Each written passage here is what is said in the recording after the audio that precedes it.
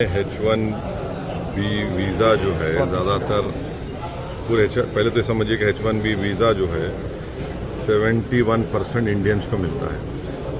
उसमें से बहुत बड़ा शेयर होता है तेलंगाना आंध्रा के जो टेकीज़ होते हैं।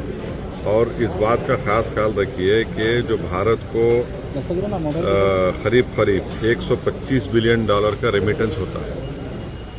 अब अगर आइंदा से जिस किसी को भी H1B वीज़ा मिलेगा और उसके एम्प्लॉयर्स को कहा जाए कि भाई $1 लाख आप जमा करवाइए, तो फिर इसका डायरेक्ट असर हमारे भारत के लोगों को पड़ेगा, नौजवानों को जो बड़ी मेहनत करते हैं और बड़े इदारों में कॉलेजेस में जाकर अपनी तालीम को मुकम्मल करते हैं और उसका बुरी तरह असर पड़ेगा। मेरी शिकायत ट्रम्प से तो है, मगर सबसे ज़्यादा शिकायत मेरे देश के प्रधानमंत्री से है। आपने अहमदाबाद में इतना बड़ा मीटिंग की, स्टेडियम में मीटिंग की, हाउडी मोडी किया आपने, ये क्या फ़ायदा हुआ बताइए? और हम लोग क्या कर रहे हैं?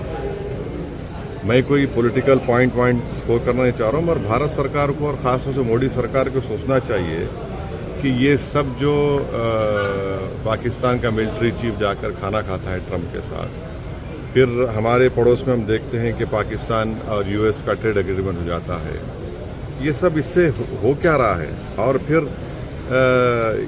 ये अगर इस पर हम कंट्रोल नहीं करेंगे तो फिर नुकसान हमारे इन बच्चों का होगा। और हम ये उम्मीद करते हैं कि हमारे जितने ट्रेड एग्रीमेंट्स, करीब 16 या 18 ट्रेड एग्रीमेंट्स हम डी-डॉलराइजेशन करके रुपीज़ में दे रहे हैं, वो करने की ज़रूरत है। और बिल्कुल हम सकम ना करें ये अमेरिका की ट्रम्प सरकार की ब्लैकमेलिंग को।